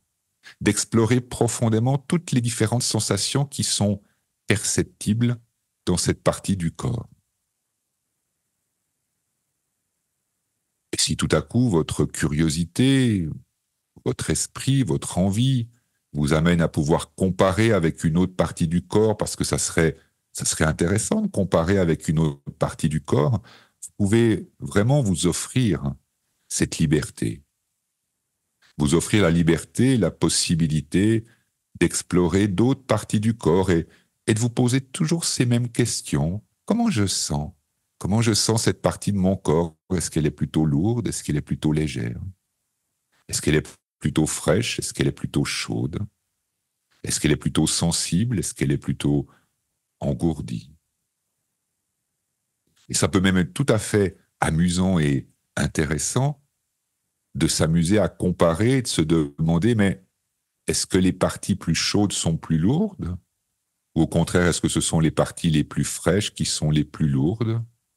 À moins que, bien évidemment, il n'y ait absolument aucun rapport entre la température et le poids, et que certaines parties du corps peuvent être chaudes et légères, alors que d'autres parties du corps peuvent être fraîches et légères, que certaines parties du corps peuvent être légères et engourdies, que d'autres parties du corps peuvent être légères et sensibles. La seule chose qui est vraiment intéressante, c'est d'avoir cette curiosité. La curiosité d'explorer comment est-ce que je peux sentir ça.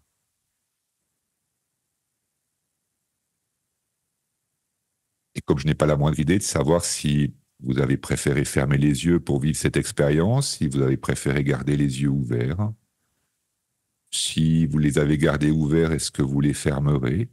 Si vous avez choisi de les fermer, est-ce que vous les ouvrirez? Et en même temps, de savoir qu'il n'y a absolument aucune règle, aucune obligation. Il n'y a pas de bonne manière ou de mauvaise manière de bien vivre et de bien profiter de cette expérience. Et que vous ayez choisi de fermer les yeux, ou que vous ayez gardé les yeux ouverts, que vous les fermiez, que vous les ouvriez à n'importe quel moment, tout ça n'a pas la moindre importance, puisque la seule chose qui est vraiment importante, c'est d'utiliser toutes les formidables ressources de votre esprit pour être curieuse et curieux. Curieuse et curieux d'observer les sensations qui sont présentes. Curieuse et curieux de pouvoir même explorer les sons que vous pouvez entendre. Et encore une fois, je ne sais absolument pas qui d'entre vous avait choisi d'utiliser des écouteurs ou un casque comme moi, qui parmi vous écoute le son de ma voix à travers le haut-parleur. Et comme je n'ai pas la moindre idée de savoir comment vous entendez le son de ma voix, je ne peux que vous inviter à être curieuse et curieux d'explorer, d'écouter ces sons. Est-ce que vous pouvez entendre les sons du monde extérieur ou est-ce qu'au contraire vous ne pouvez entendre que le son de ma voix?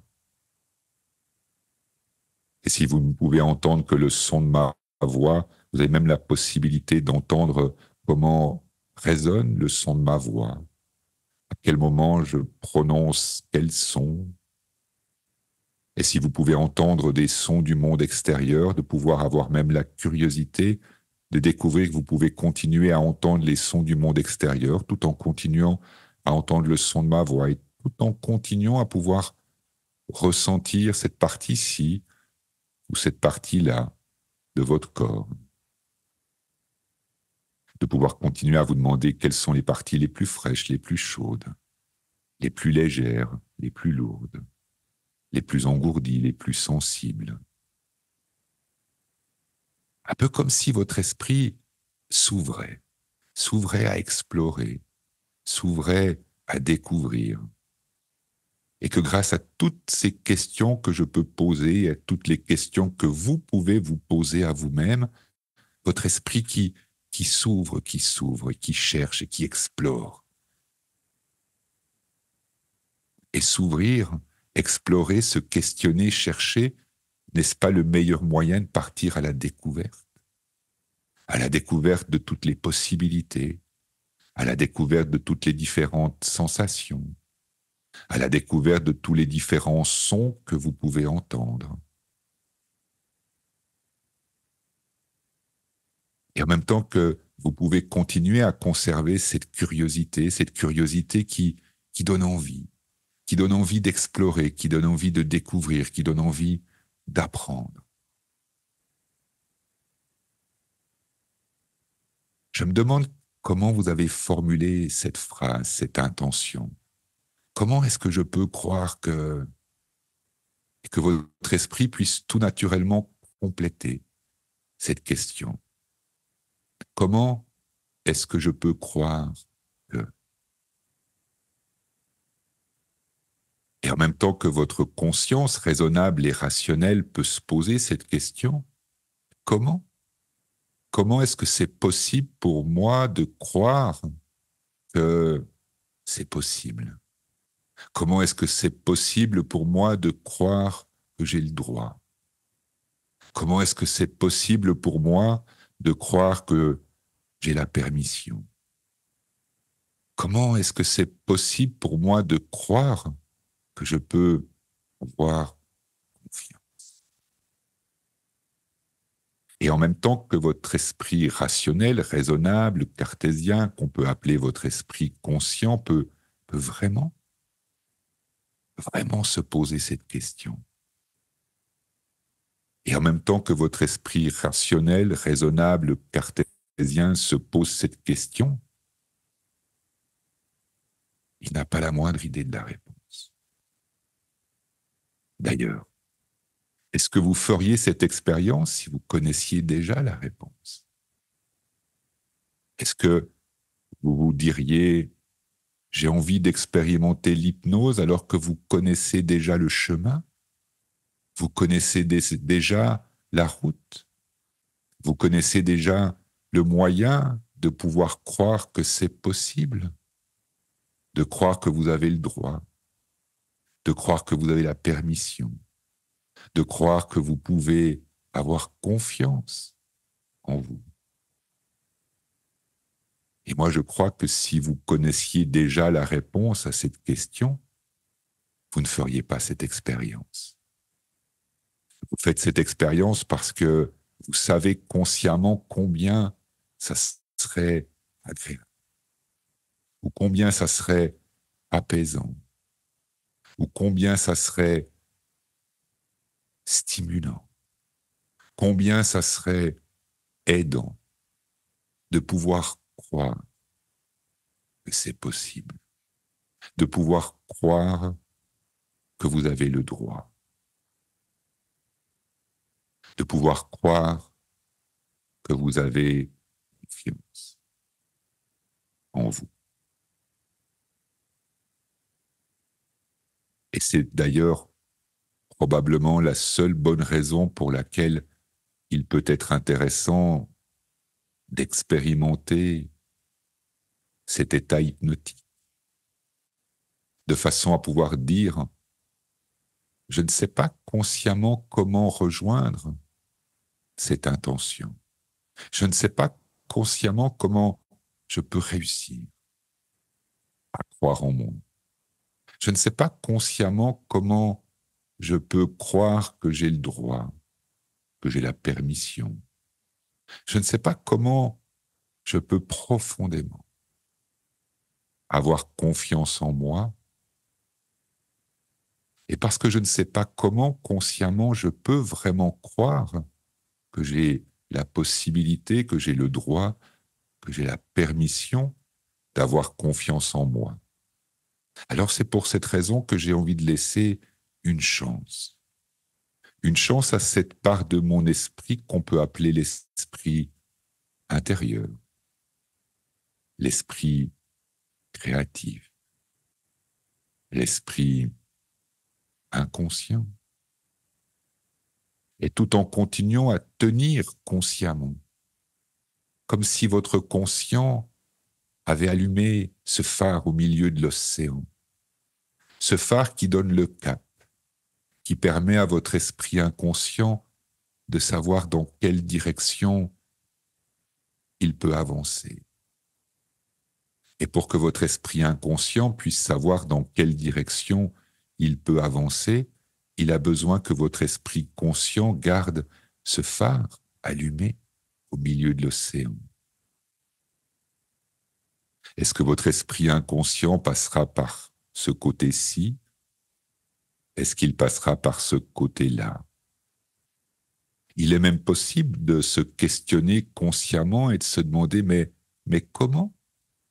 Comment est-ce que mon esprit inconscient peut m'aider à apprendre? Comment est-ce que mon esprit inconscient peut m'aider à croire? croire ce que j'ai envie de croire pour avoir plus de choix, plus de tranquillité, plus de paix, plus de réussite, plus de confiance.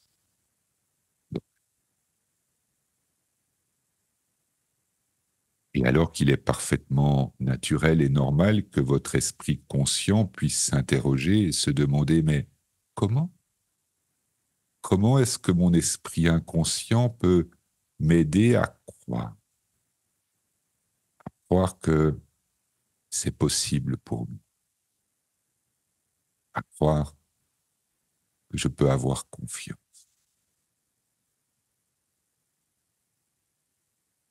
Et quand j'évoque cela, naturellement, il est possible que vous repensiez aux différents contextes dans lesquels vous pourrez découvrir cette confiance.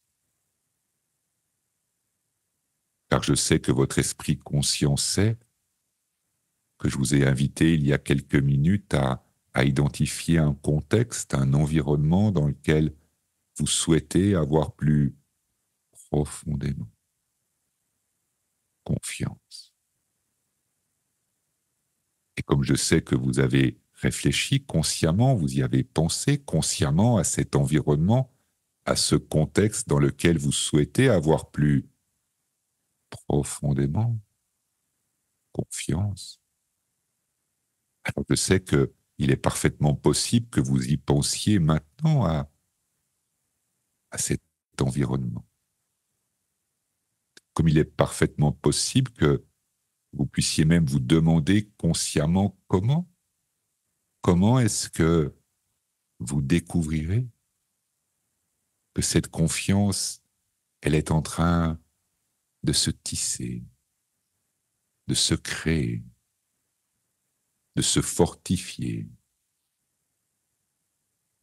de s'approfondir.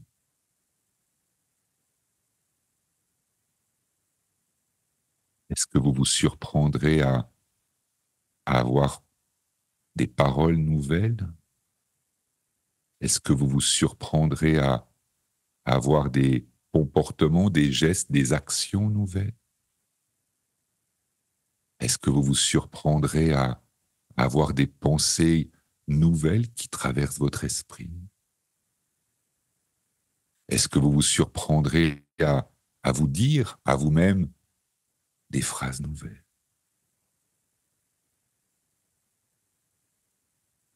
Est-ce que vous vous surprendrez à vous dire à vous-même, c'est bien? Est-ce que vous vous surprendrez à vous dire à vous-même, tu as le droit? Est-ce que vous vous surprendrez à vous dire à vous-même, tu as confiance? Et naturellement, je n'ai pas la moindre idée de savoir comment. Comment est-ce que vous pourrez être surprise ou surpris par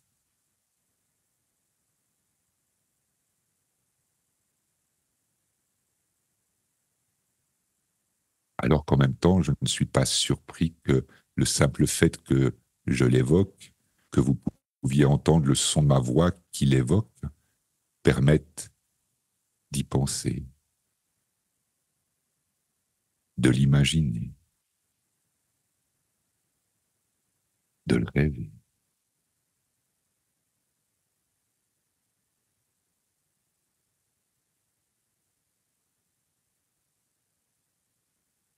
En même temps que naturellement, cette phrase peut encore quelque part être là, à la surface de votre conscience, comme un phare allumé au milieu de l'océan. Comment est-ce que je peux croire que c'est possible?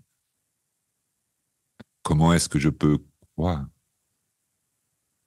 que j'ai la permission, que j'ai le droit? Comment est-ce que je peux croire que j'ai confiance en moi et que je peux vivre, partager, réaliser ce qui a de l'importance pour vous.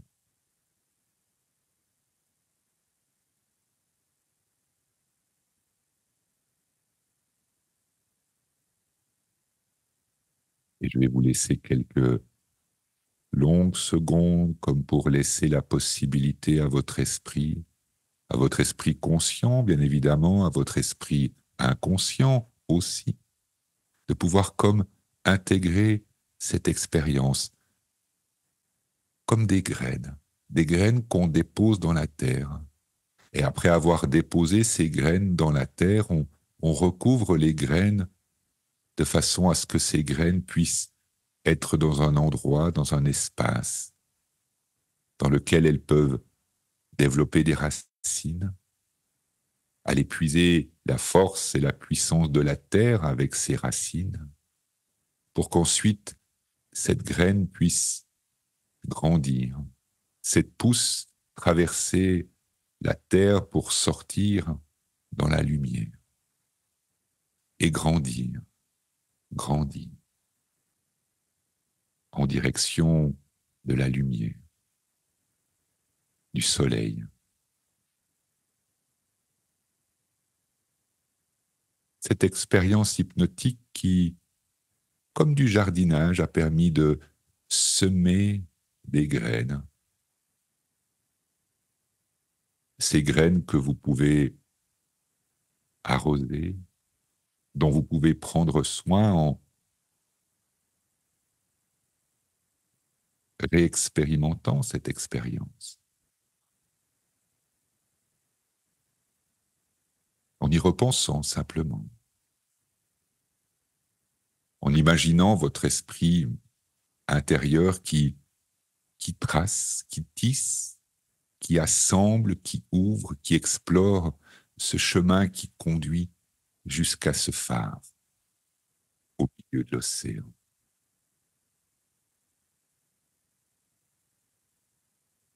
Et si vous aviez choisi de fermer les yeux, de pouvoir les réouvrir tout doucement, tout tranquillement, si vous éprouvez le besoin de bouger une partie du corps ou de bouger une autre partie du corps, de pouvoir vous sentir complètement libre de bouger si vous en éprouvez le besoin de bouger. Il est tout à fait possible également, comme je le fais spontanément, de ressentir le besoin de respirer quelquefois plus profondément. Tout est bien. Si vous aviez fermé les yeux, la possibilité de les réouvrir et de reprendre pleinement conscience de l'endroit, de l'environnement, de l'heure qu'il est.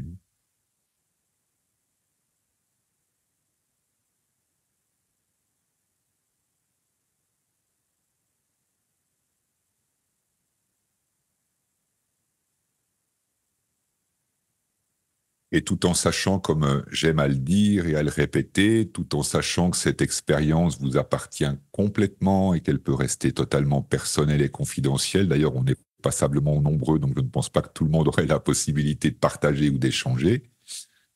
Si l'une ou l'un d'entre vous avait le souhait, soit de partager ou peut-être de poser une question, alors sentez-vous complètement libre d'activer le micro pour prendre la parole ou d'utiliser le chat, la discussion pour poser une question.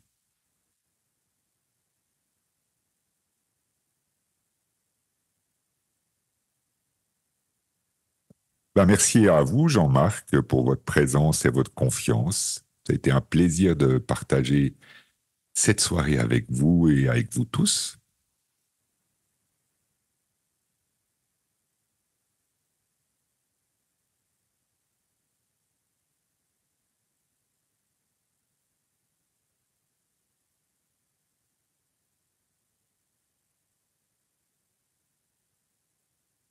Donc, je vois tous vos messages de gratitude, ça me touche, merci. J'ai aussi eu beaucoup de plaisir à partager cette expérience à distance. Je l'avais fait quelques fois, je crois une fois lors du Covid, mais c'est vrai que parler à une caméra, c'est un peu différent que de parler à une personne qu'on a en face de soi. Et puis au final, je vous ai imaginé, j'ai imaginé que vous étiez là, installé dans vos environnements, et puis quelque part, j'étais avec vous. Donc c'était hyper cool pour moi, en tout cas, aussi de vous accompagner, de partager cette expérience. Donc je vais répéter l'expérience parce que j'ai eu beaucoup de plaisir à le faire. Donc merci à vous. Je vous souhaite une excellente fin de soirée, une très bonne nuit. Comme d'habitude, lorsque le replay sera prêt, vous recevrez un petit mail vous annonçant la disponibilité. Si vous souhaitez faire circuler l'information, en parler autour de vous, partager avec des amis, c'est avec plaisir que vous pouvez partager. C'est d'ailleurs, vous l'avez bien compris, ma motivation, c'est d'être dans le partage et puis de partager ce que je sais, de partager mon expérience, de pouvoir permettre à plein de personnes différentes de pouvoir vivre cette expérience qui est souvent très différente de ce qu'on peut voir à la télévision. Et c'est aussi dans cette intention-là que je le fais, c'est de pouvoir donner la possibilité de découvrir que l'hypnose, c'est beaucoup de choses différentes. Et en tout cas, ce n'est pas que ce que l'on voit à la télévision. Merci d'avoir été là. Je vous souhaite une belle fin de soirée encore une fois, une belle nuit et je vous dis à très bientôt. Bye bye.